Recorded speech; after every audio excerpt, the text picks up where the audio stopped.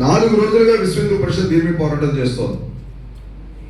ఇటువంటి పరిస్థితులు పదే పదే పునరావృతం అవుతున్నాయి. 2006 వచ్చింది, అప్పుడు ముఖ్యమంత్రి గారు వచ్చారు, వైఎస్ రాజశేఖర రెడ్డి గారు ఇల్లు నిర్మాణం చేయాలనుకున్నారు, దేవాలయ భూమిని తీసేసుకున్నారు. 2016 వచ్చింది, బెల్ల కంపెనీ పెట్టాలనుకున్నారు, బచ్చిపేటలో వెంకటేశ్వర దేవాలయం భూమిని తీసేసుకున్నారు. 2026 వచ్చింది, గూగుల్ డేటా సెంటర్ పెట్టాలనుకుంటున్నారు, సింహాచలంలో భూమిని తీసేసుకుంటున్నారు.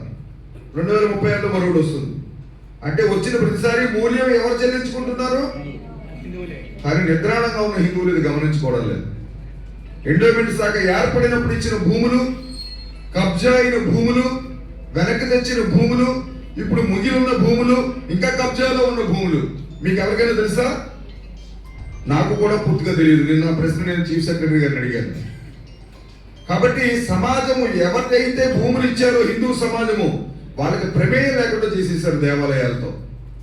దేవాలయాలు మీకు సంబంధం ఏమయ్యా? అది మాది కదా, గవర్నమెంట్ చూసుకుంటుంది. చర్చిల జోలికి వెళ్ళరు, మసీదుల జోలికి వెళ్ళరు. వాళ్ళు మక్కా వెళ్తామంటే టికెట్ ఇస్తారు, వీళ్ళు బెంగళూరు వెళ్తామంటే టికెట్ ఇస్తారు. హిందువులు తిరుపతి వెళ్తామంటే మాత్రం శ్రీవాణి ట్రస్ట్కి 10,000 టికెట్ ఇస్తారు. కానీ మారవలసిన ప్రభుత్వాలు మారడం లేదు, మారమని చెప్పవలసిన హిందువుల్లో మేల్కొలుపు రావడం లేదు. ఇది రావాల్సిన అవసరం ఉందని హైందవ శంకారం నిర్వహించాము. ఆనందకరమైన విషయం ఏమిటంటే సంవత్సరమైన హైందవ శంకారం నిర్వహించి హిందూ సమాజంలో విశేషమైన మార్పు వచ్చింది. ప్రశ్నించే మనస్తత్వం పెరిగింది. ఇది ఎందుకు చేస్తున్నారు అని అడుగుతున్నారు, నిలదీస్తున్నారు. ఇవాళ దాని ప్రభావము హిందువులలో ఒక భావన నిర్మాణమైంది. మన దేవాలయాల్ని ధ్వంసరచన జరుగుతున్నది. మన దేవాలయానికి ఆస్తులు లేకుండా చేస్తే ఆటోమేటిక్గా దేవాలయాలు పడిపోతాయి. ఎందుకంటే మనం ఎక్కడ వెతికి ₹1 ఉందా లేదా చూసి పట్టుకెళ్ళి హుండీలో వేస్తాం. మనం దేశంలో ఇచ్చే మనస్తత్వం కాదు మనది. ఒకవేళ కర్మకారు ఎవరైనా హుండీలో వేసారా, హుండీలోనే దొంగతనం చేస్తారు, పరకమణిలోనే దొంగతనం చేస్తారు. ఇది కూడా చూసాం మనం.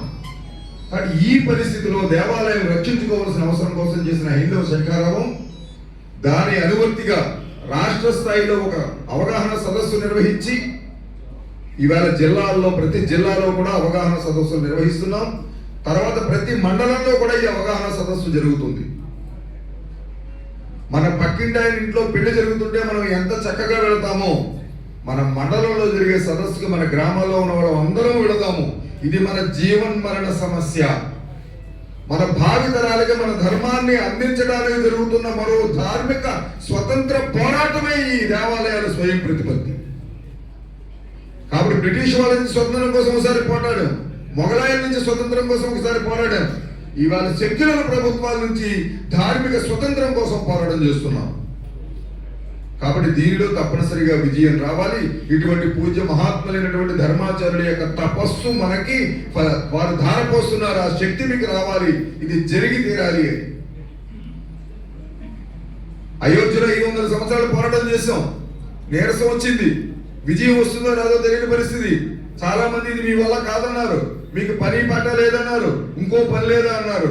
కానీ ఆ రోజుని ఈ రోజుని వదలకుండా అక్కడ ఉన్న స్వామీజీ, ఇక్కడ ఉన్న రవి ఆ రోజు కరసరకు వెళ్ళారు, ఆ కార్యక్రమంలో విశ్వాసం ఉంచారు. ఇవాళ అయోధ్యలో రామాలయ నిర్మాణం జరిగింది. ఎన్ని ఏమైనా గాని, మిన్ను విరిగి పడిన గాని, భూకంపం పుట్టి ధరణి బుద్భుగమైనా గాని, రక్షణ కవచంగా నిలిచి రాముని గుడి కట్టినాము. హిందువులు ఒక్కసారి కనుక మేలుకొంటే అపజయం అన్నది లేదు. అందువల్ల ఇన్ని దాడులు జరిగినా హిందుత్వం ఇంకా నిలబడింది.